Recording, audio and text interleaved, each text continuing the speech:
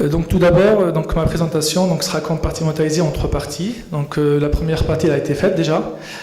Donc qui suis-je?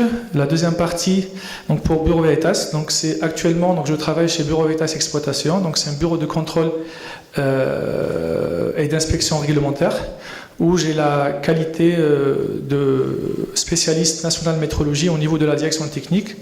J'épaule le groupe pour gérer l'ensemble des activités de métrologie au niveau national. Tant sur la mise en place des méthodes de mesure, ainsi que le choix et la sélection des équipements de mesure qui permettent à nos techniciens de faire des mesures sur le terrain, donc sur différentes thématiques que je vous présenterai par la suite. Donc pour le reste de la conférence, donc je commencerai et j'aborderai par une problématique, voire une introduction du sujet. Donc j'aborderai le contexte de façon pragmatique. Je présenterai donc cette méthode source et site level de la mesure du méthane. Je présenterai également donc les avantages et les inconvénients des 2 méthodes. J'expliquerai brièvement donc quel est le principe de la méthode masse balance qui sera utilisée dans notre cas. Après, on rentrera dans le vif du sujet, donc, où je présenterai des résultats qu'on a déjà réalisés sur le terrain, notamment sur la validation des méthodes, sur la mesure qui a été faite sur le terrain. Une partie qui traitera un petit peu donc, sur comment évaluer les incertitudes de mesure, parce que c'est un paramètre qui est indispensable quand on donne un résultat scientifique. Donc c'est le doute sur le résultat qu'on doit afficher. Et à la fin, donc, je vous présenterai les résultats et j'achèverai par une conclusion. Donc brièvement, donc les présentations ont été faites. Donc j'ai fait mon petit parcours au sein de l'Institut entre 2010 et 2015. Donc j'en vois pas mal d'enseignants qui ont participé donc à ma formation aujourd'hui. Donc je vous remercie. Et je vois pas mal d'anciens étudiants. Donc merci d'avoir venu pour y participer à cette conférence. Après, donc, j'ai poursuivi mes études donc, au sein de l'école des mines de Douai, en France, donc, où j'ai préparé un petit master spécialisé, donc complémentaire par rapport à ma formation de base.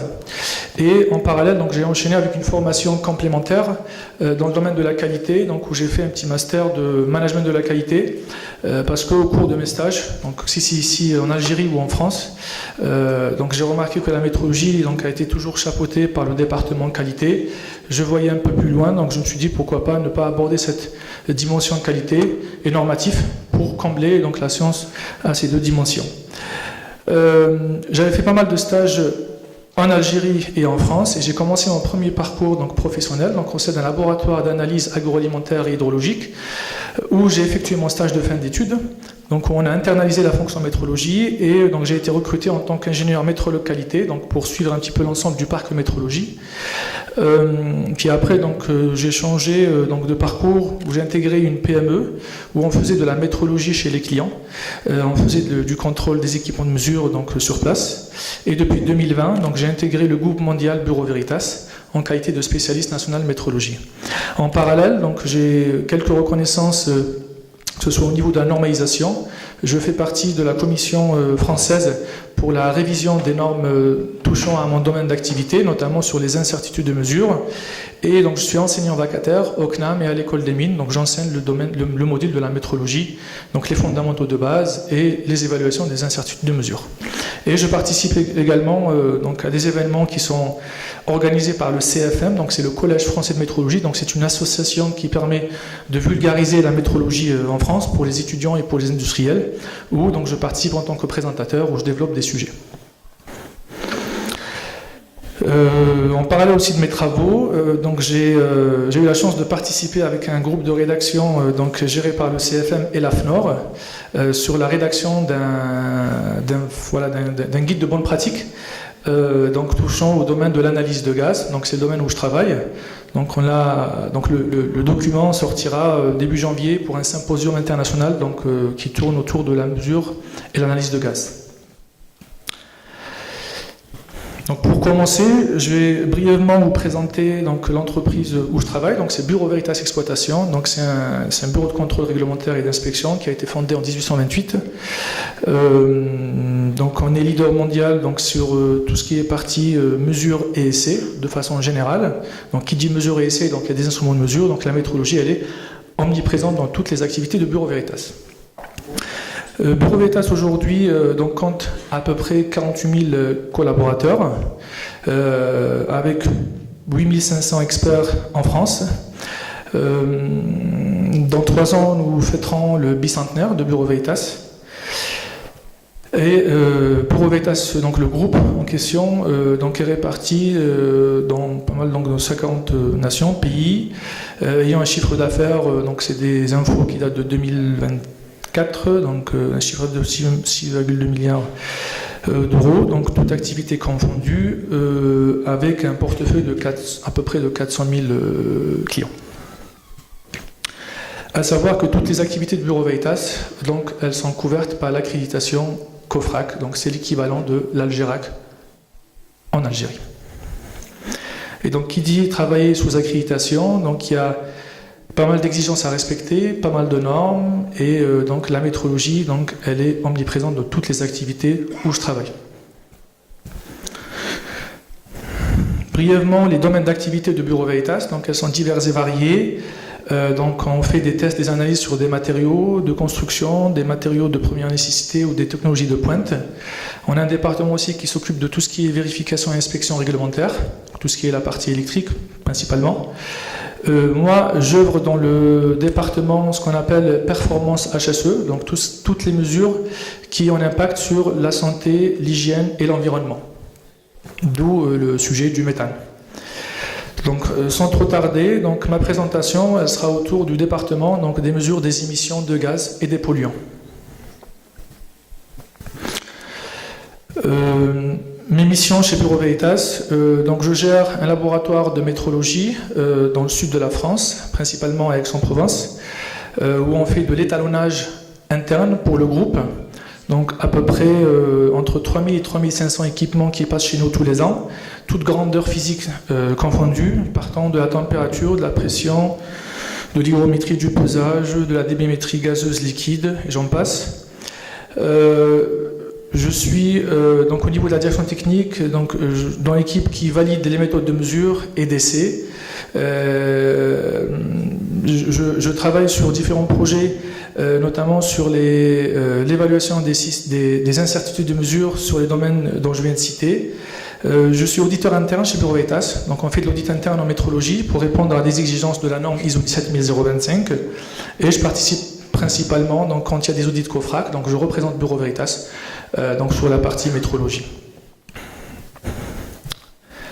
Alors, avant de débuter ma présentation, je voulais juste vous préciser que il y a une partie donc, de ce que je vais vous présenter donc, fait partie d'un domaine voilà, très confidentiel.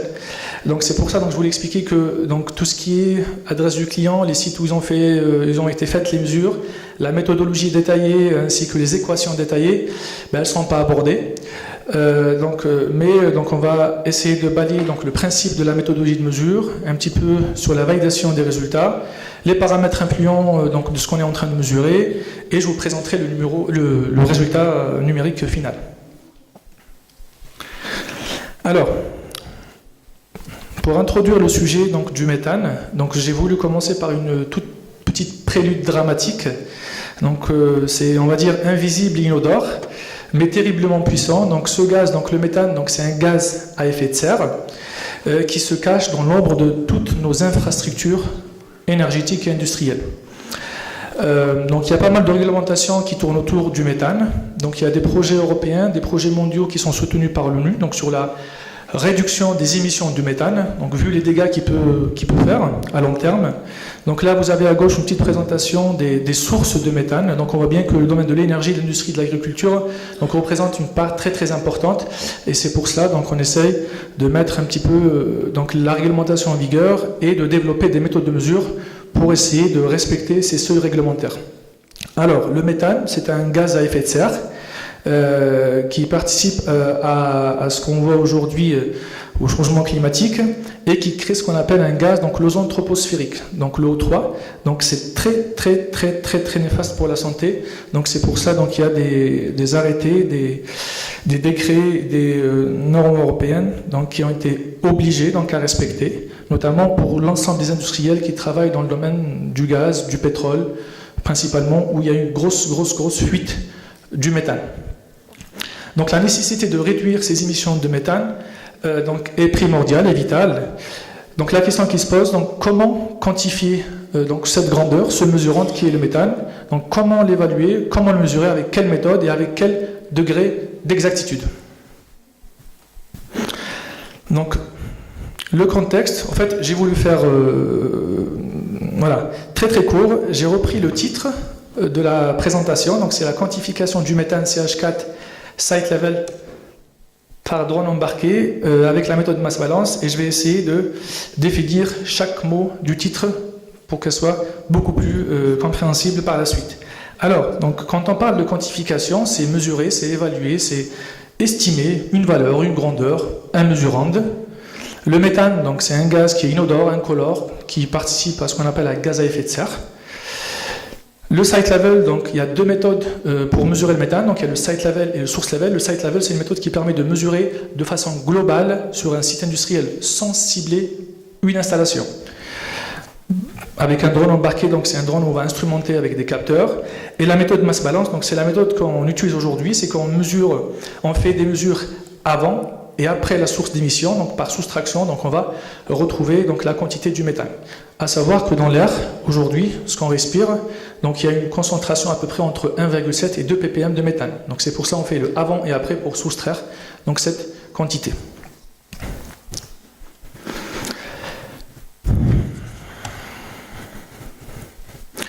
Donc là, juste pour vous présenter un petit peu donc, les deux méthodes sous différents angles, on va voir un petit peu le contexte, la structure, les entraves qu'on peut avoir, les technologies utilisées et l'objectif final.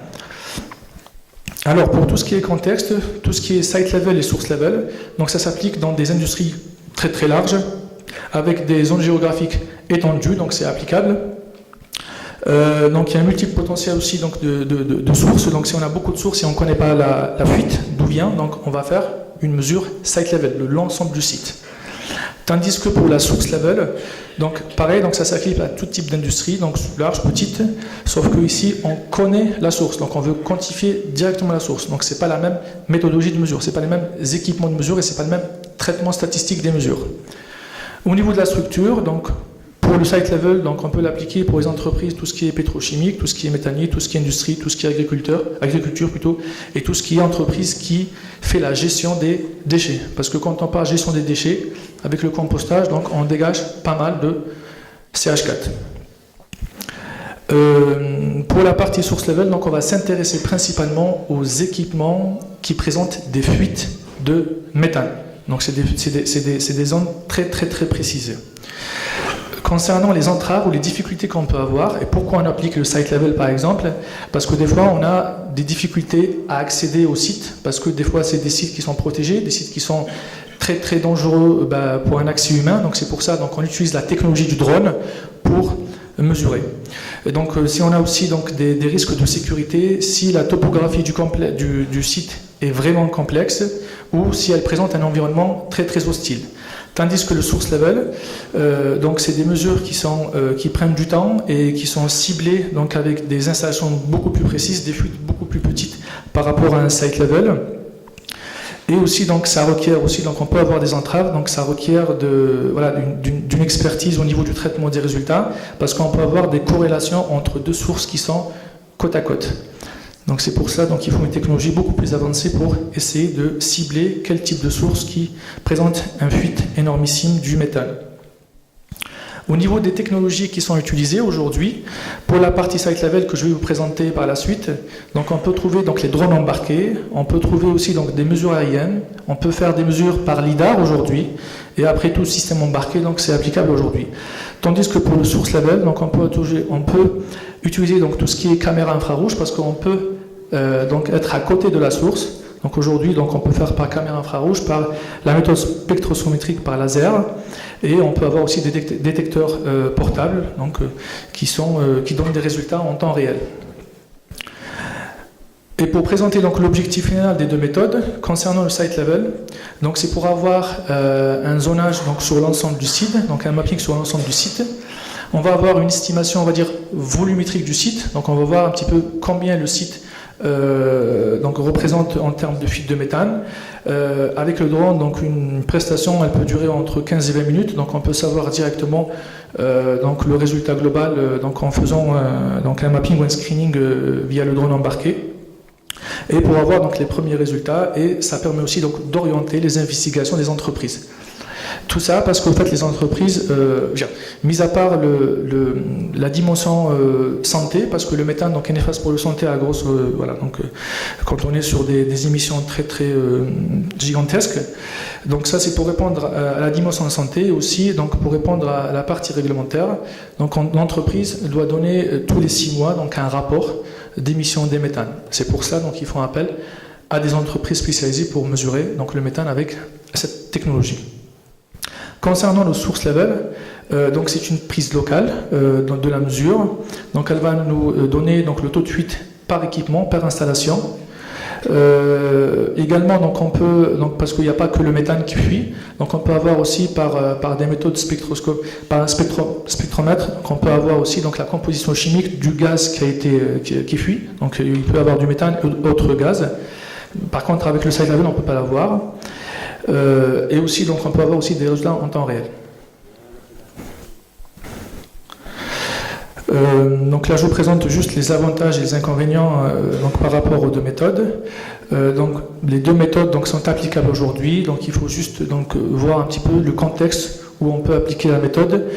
Si on a des restrictions en matière de sécurité ou de santé et qu'on ne peut pas y accéder donc au site, donc on va appliquer directement des méthodes site level. Tandis que si on peut accéder et se rapprocher de la fuite, donc on peut avoir, je ne veux pas dire un résultat meilleur, mais au moins on cible la fuite. Et voilà, pour finir cette première partie, les entreprises, en fait, ils font les deux méthodes, donc ils font le site level et le source level.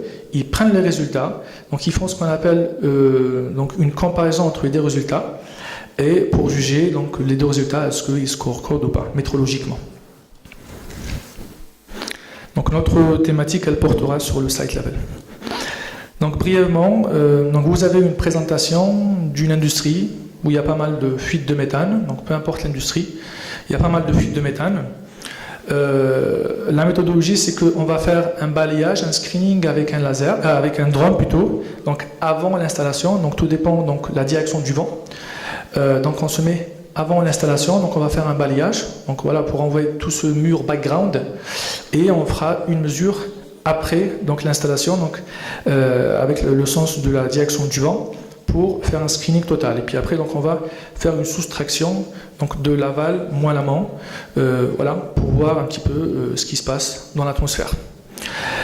On va faire voler le drone, donc tout dépend de la hauteur des installations. On va le faire voler de façon horizontale et verticale. Donc vous allez imaginer qu'il y a un mur vertical qui va se créer. Donc on va collecter donc, des données donc, au fur et à mesure donc, du screening de ce mur. Et donc on va imaginer qu'il y a des carrés élémentaires, des petits carrés élémentaires, où on va mesurer donc, par carré élémentaire une quantité de méthane qui va être convertie en débit massique. Parce que le résultat final, donc, c'est un débit massique. Donc on va passer par une concentration du méthane et ça va être converti par un débit massique. Alors, sans trop tarder, donc, pour modéliser donc, ce qu'on est en train de mesurer, parce qu'en métrologie, donc, avant de commencer à estimer les erreurs et les incertitudes de mesure, donc, il faut modéliser le mesurand. Aujourd'hui, notre mesurand, c'est le méthane. Le QM, donc, c'est le débit massique du méthane. C'est ce qu'on est en train de rechercher. Par contre, nous, on ne peut pas mesurer directement le débit du méthane. Donc, on va mesurer pas mal de paramètres, y compris la concentration en temps réel. Et puis après, donc, avec le modèle mathématique qui a été développé, on va convertir la concentration du méthane en un débit massique. Alors, pour la formule, donc elle va intégrer pas mal de grandeur. Le P, c'est la pression barométrique, parce que le méthane, le drone, donc, il vole, donc il fait un screenage, et on peut avoir aussi donc, certaines variations de pression barométrique, donc c'est pour corriger le résultat. Le V, donc, c'est la vitesse du vent, parce que vous imaginez bien que s'il n'y a pas de vent, donc on peut moins capter. Voilà. On est tributaire donc, de la vitesse du vent. Le A, donc, c'est la surface scrutée ou scannée. Voilà. Donc toute la surface balayée par le drone. Le M, c'est la masse molaire du méthane, qui est connue. Le C, c'est la concentration du méthane, ce qu'on est en train de mesurer avec un capteur en temps réel. Le R, donc c'est la constante des gaz parfaits qu'on va utiliser pour convertir. Le T, c'est la température du gaz mesurée en temps réel, ou la température du méthane, qui est mesurée par le capteur. 3600, c'est juste un facteur de conversion pour passer des kilogrammes par seconde à kilogrammes par heure. Le θ, donc c'est la direction du vent, donc c'est l'angle où le vent, donc s'il n'est pas droit, donc on doit corriger par rapport à cet angle. Et le 10 à la puissance 6, donc c'est un coefficient qui nous permet de passer des ppm en concentration en fractions molaires. En chimie, donc on passe des ppm à des fractions molaires avec cette formule. Donc l'ensemble de cette formule, ça nous permet d'avoir au final un résultat en débit massique. Et c'est ce qu'on enregistre pour la mesure. J'ai repris la même formule juste pour vous montrer un petit peu toute l'instrumentation qui tourne autour.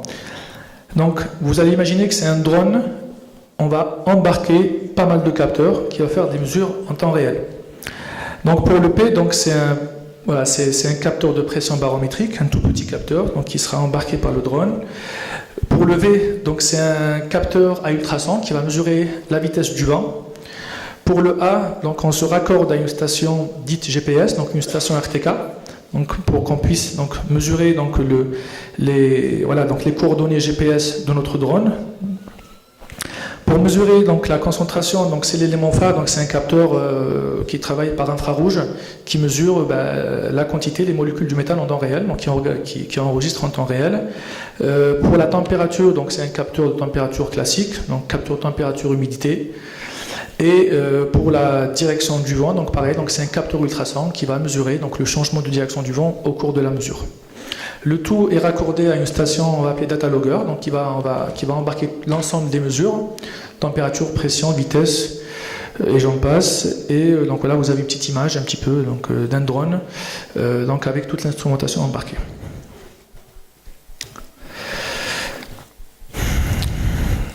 Je vous présente brièvement donc de façon pédagogique la méthode qu'on va aborder.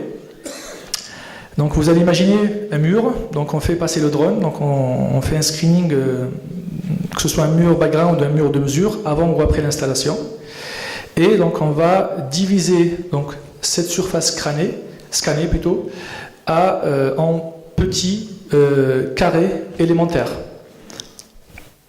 Donc ce petit carré élémentaire, on va avoir plusieurs mesures: température, pression, vitesse du vent, la surface scannée, la concentration du méthane. Et donc on va travailler par carré élémentaire.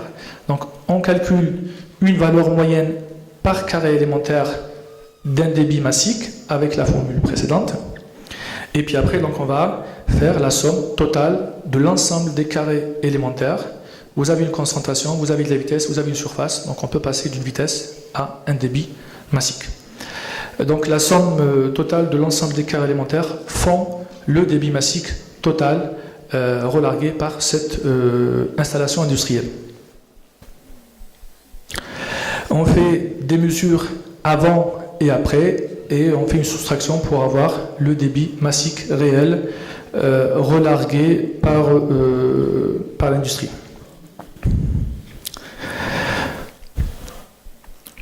Pour chaque carré élémentaire, donc on va avoir une valeur moyenne, et qui dit valeur moyenne, donc on va avoir pas mal d'imprécisions sur les résultats. Pourquoi? Parce que les capteurs qui sont utilisés, donc ce n'est pas des capteurs parfaits, on parle en métrologie, donc il y a pas mal de sources d'erreurs, il y a pas mal de sources d'incertitudes, pas seulement sur l'instrumentation, sur la méthode qui a été déployée, sur le traitement statistique. Donc toutes ces imprécisions, toutes ces incertitudes, donc ils vont être associés à chaque carré élémentaire. Et après, donc, la somme totale de toutes ces incertitudes font l'incertitude globale du mesurant qui est le débit massique. À titre indicatif, un vol il peut durer entre 15 et 20 minutes. Les carrés élémentaires font entre 1 mètre carré et 4 mètres carrés, voire 16 mètres carrés. Donc tout dépend de la taille du site. Et le système qu'on a mis en place au niveau du drone, donc il peut nous donner une mesure toutes les secondes. Donc quand je dis une mesure de concentration, de température, de pression, donc l'ensemble des grandeurs.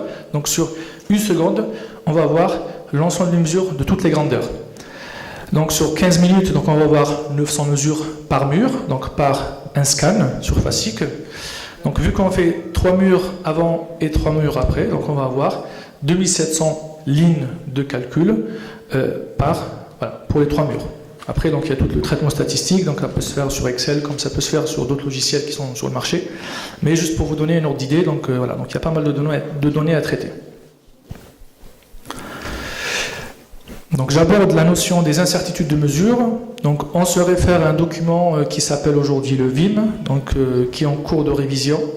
Donc c'est un document que je pense l'ensemble des étudiants de métrologie le connaissent. Donc c'est un document qui regroupe l'ensemble des concepts de métrologie avec toutes les définitions possibles. Donc j'ai essayé de reprendre la définition de ce document, donc qui est le GUM. Et l'incertitude de mesure, elle a été définie comme étant une valeur non négative et qui représente en gros la dispersion des résultats autour de cette moyenne. Donc on va voir, donc, dans cette définition, il y a 3 termes indispensables. Il y a la dispersion, il y a le mesurant et il y a une information documentée. Alors la dispersion, c'est l'ensemble des mesures qu'on réalise et donc cette fluctuation qui tourne autour de la moyenne. Le mesurant, c'est le phénomène qu'on est en train de mesurer. Et les informations utilisées, c'est que quand on va faire des incertitudes de mesure, on va se baser sur des données expérimentales et on va se baser aussi sur des données type certificat d'étalonnage, des documents constructeurs, des normes, des publications scientifiques pour essayer de quantifier l'erreur sur la mesure. Donc je me base sur ce document pour évaluer les incertitudes de mesure. Donc on passe d'un document, on va dire, descriptif de l'ensemble des concepts de la métrologie à un document qui permet de suivre une méthodologie pour calculer une incertitude de mesure, qui est le GUM, donc le document officiel de métrologie, qui est basé sur une méthode de propagation de variance. Donc on va prendre toutes les incertitudes de l'ensemble des paramètres qui constituent le modèle mathématique, et puis après donc on va faire une somme quadratique de l'ensemble des variances, pour donner une variance totale sur le résultat de mesurage final. Donc la partie gauche, donc c'est une méthode analytique, ce qui est applicable aujourd'hui dans 95% des cas. Et en parallèle, donc à droite, en parallèle, il y a un document, on va dire supplément du GUM, qui est le GUM S1, le supplément 1 du GUM. Donc il préconise aussi une méthode numérique basée sur de la simulation numérique. Donc au lieu de prendre les variances de chaque paramètre, donc on va simuler des distributions pour chaque paramètre et voir la distribution de sortie. À savoir que le LNE aujourd'hui en France, donc ils ont mis à disposition un logiciel qui est gratuit, donc téléchargeable sur leur site officiel, et qui vous permet de faire cette simulation appelée donc simulation Monte Carlo, qui est beaucoup utilisée dans le domaine de la métrologie et d'autres domaines scientifiques. Donc pour le cas, donc moi j'ai utilisé donc les 2 méthodes pour confirmer le résultat. Donc je rappelle un petit peu les bases sur les incertitudes de mesure. Sur un modèle mathématique, donc on va avoir donc les incertitudes associées à chaque paramètre, et donc il y a un paramètre, ce qu'on appelle un coefficient de sensibilité, donc qui va permettre d'homogénéiser donc l'écriture mathématique, pour évaluer une incertitude de mesure. Donc la dérivée partielle d'un QM, donc la dérivée partielle du débit massique, donc notre modèle par rapport à XI, donc c'est qu'on va dériver notre modèle par rapport à l'ensemble des variables constituant ce modèle d'intérêt. Le petit UXI, donc c'est l'incertitude type pour chaque paramètre, et le U entre parenthèses QM, donc c'est l'incertitude composée du débit massique. Donc je rappelle juste la formule. Donc on va essayer de dériver le résultat, donc la formule par rapport à la pression, donc par rapport à toutes les variables qu'on mesure. Donc pour estimer donc les incertitudes de mesure, généralement en métrologie, on utilise ce qu'on appelle la méthode d'Ishikawa ou la méthode des 5M. On va essayer de voir sur l'ensemble de ces items quelles sont les sources qui peuvent affecter mon résultat et quelles sont les sources que je peux maîtriser pour minimiser cette erreur sur mon résultat. Donc avec les 5 M, donc on va avoir donc la main d'œuvre, on va avoir le mesurand, le matériel, le milieu et la méthode déployée. Donc pour la partie main d'œuvre, donc on doit avoir juste une personne qui sache bien piloter le drone parce qu'il va scruter des surfaces et donc tous les calculs vont être basés sur cette surface, sur cette aire scrutée. Sur la partie mesurant, donc c'est la masse, c'est le débit massique. Sur le matériel, donc je vous ai montré tout à l'heure donc l'ensemble du matériel qui a été déployé. Et sur la partie conditions environnementales, donc c'est les grandeurs qu'on mesure en temps réel, température, vitesse du vent, hygrométrie et pression barométrique, donc ils peuvent impacter le résultat. Et la méthode qui a été déployée, donc c'est la méthode masse-balance. Donc si on fait un petit peu le focus sur les résultats d'erreur, pour la partie main-d'œuvre, donc on doit s'assurer que la personne est qualifiée donc, pour faire cette mesure. Autrement dit, on peut faire des essais interopérateurs pour définir un petit peu les sources de variation par rapport à plusieurs opérateurs. Pour la partie mesurante, donc on peut avoir une définition incomplète, parce que des fois quand on modélise, on peut oublier certains paramètres peut-être non affectants, mais donc la définition, voilà, donc vu qu'elle est imparfaite, donc elle peut être source d'erreur. Pour la partie environnement, comme vous le voyez, donc la température, donc l'équipement qui mesure la température, lui, est incertain, donc on doit introduire sa composante d'incertitude, la pression barométrique, la vitesse de l'air, ainsi que sa direction. Pour la méthode, donc aujourd'hui c'est la méthode masse-balance et donc la seule variation qu'on peut avoir c'est au niveau de la répétabilité des mesures parce qu'on fait 3, 4, 5 mesures. Donc avec cette répétabilité on peut avoir une idée sur la robustesse de la méthode de mesure. Dimension matérielle, donc là on a une panoplie de sources d'erreurs. Donc commençons par l'équipement qui mesure principalement la concentration du méthane, donc le capteur de méthane. Donc on va avoir une source liée à sa résolution, un capteur qui mesure un dixième ou un centième au niveau de sa résolution, son affichage, donc on peut ne pas avoir la même erreur. On va avoir aussi une information sur sa classe d'exactitude, parce qu'aujourd'hui sur le marché, on peut avoir donc des capteurs divers et variés avec des exactitudes donc pareilles, diverses et variées, donc on doit l'introduire dans le calcul. Ce capteur il a été étalonné donc, au sein d'un laboratoire accrédité, donc on va se servir de cette incertitude de mesure pour le mettre dans le budget d'incertitude de mesure. On va avoir des mesures de répétabilité, donc on va estimer cette dispersion des résultats. Et ce capteur, donc il a un paramètre de dérive dans le temps, donc c'est un capteur qui peut dériver dans le temps, donc et cette dérive on peut la quantifier en tant que source d'erreur. Pareil, donc avant de commencer les mesures, sur un capteur de gaz en général, on doit faire passer ce qu'on appelle un gaz étalant pour savoir est-ce que si on injecte du 100%, il mesure bien du 100%. Donc avant toute mission, donc on doit injecter du gaz avec une bouteille dite étalant, donc c'est une bouteille de gaz qui est raccordée au système international de mesure. Cette bouteille elle-même, donc, elle présente un certain degré, je vais dire, d'imprécision, donc une incertitude de mesure. Pour la partie capteur température et pression barométrique, pareil, donc on va retrouver un certificat d'étalonnage, sa résolution, sa tolérance. Idem pour le capteur de position, capteur de vitesse du vent et de direction. Et pour finir, donc on va avoir aussi une tolérance sur le système de positioning, donc le GPS aujourd'hui qu'on a actuellement, donc qui présente, donc il donne des résultats, donc, mais avec une certaine tolérance. Donc aujourd'hui on est sur du 5%. Donc toutes ces sources d'incertitude que j'ai regroupées, donc je les ai listées dans un tableau, voilà pour voir un petit peu, est-ce que c'est des sources qui viennent de ce qu'on appelle statistiquement type A ou type B, est-ce que c'est de la répétabilité ou est-ce que c'est une autre source? Et en parallèle, donc on va définir la forme de distribution statistique de la source. Et la dernière colonne à droite, donc c'est le coefficient diviseur qui sera utilisé donc, pour passer de l'information de l'incertitude de mesure à une incertitude type exploitable. Donc là, vous avez l'ensemble des thématiques, donc la pression barométrique, la température, la vitesse du vent, la concentration, la mesure donc, de la surface scannée, donc le GPS, la direction du vent, ainsi que la méthode masse-balance. La méthode masse-balance, donc la méthode a été, avant de déployer la méthode, elle a été testée à plusieurs reprises avec différents opérateurs, différents drones, différents capteurs sur une même installation pour voir donc l'effet de chaque paramètre, et donc on a une incertitude sur le déploiement de cette méthodologie. Je passe directement au résultat. Donc comme je vous ai dit, donc on a choisi de faire 3 murs de mesure, ce qu'on appelle le background, donc le mur de référence, et 3 murs de mesure.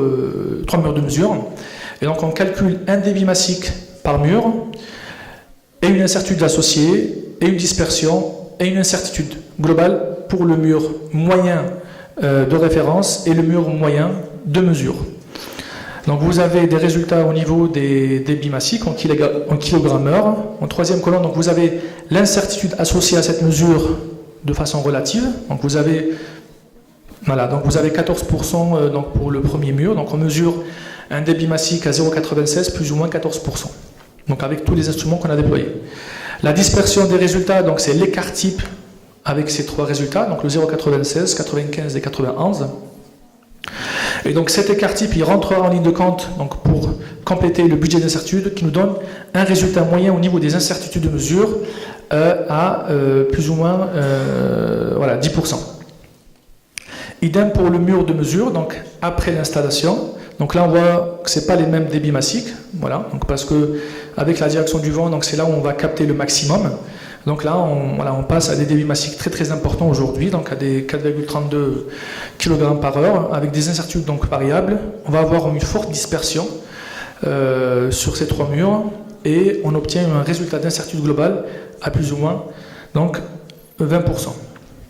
Donc au final, donc on a une valeur moyenne du mur, ce qu'on appelle le background, ou le mur de référence, une valeur moyenne du mur de mesure, avec leurs incertitudes de type ainsi que leurs incertitudes relatives, et pour trouver donc la quantité du méthane qui a été relarguée donc durant ce laps de temps, ramené au kilogramme par heure. Donc on fait de façon absolue donc le mur de référence moins le mur de mesure, et on obtient donc un résultat de 3,38 kg par heure avec une incertitude de 25%. Donc c'est le résultat qu'on doit donner au client, et ce résultat qui doit être inscrit sur une plateforme européenne pour suivre les émissions du méthane pour l'ensemble des industriels principalement qui manipulent du méthane.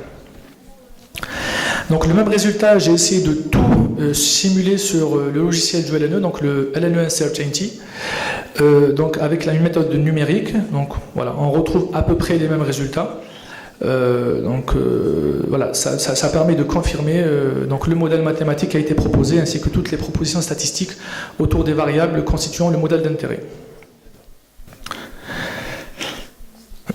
Donc en gros, le résultat métrologiquement on le représente donc avec une grandeur mesurée avec une incertitude, donc c'est 3,38 kg par heure plus ou moins 0,87 kg par heure. Autrement dit, c'est 3,38 kg heure plus ou moins 25,80%.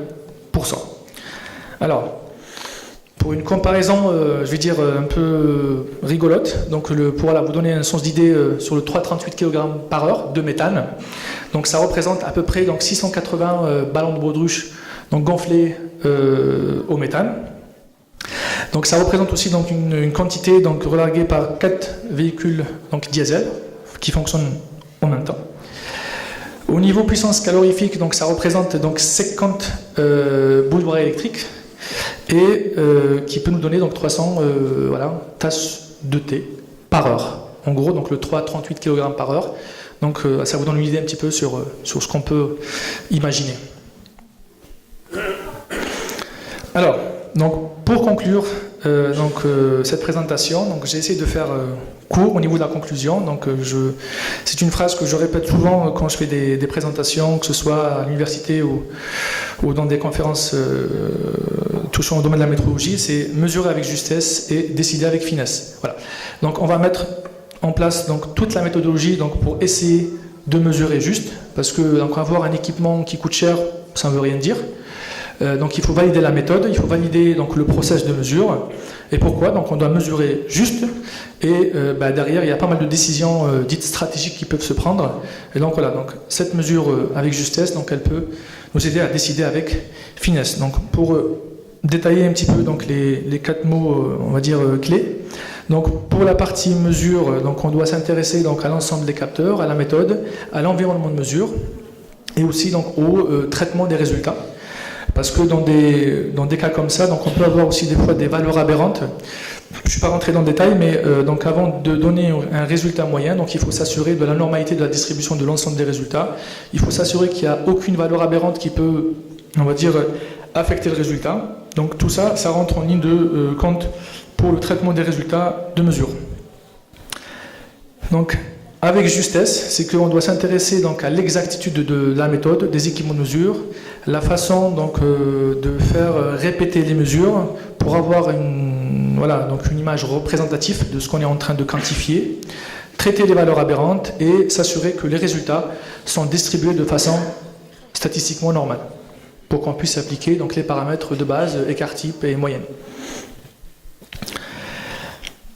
Donc au niveau de la décision, donc ça permet aussi donc, de donner une décision, ça peut être stratégique, technique, environnementale, au niveau de la santé.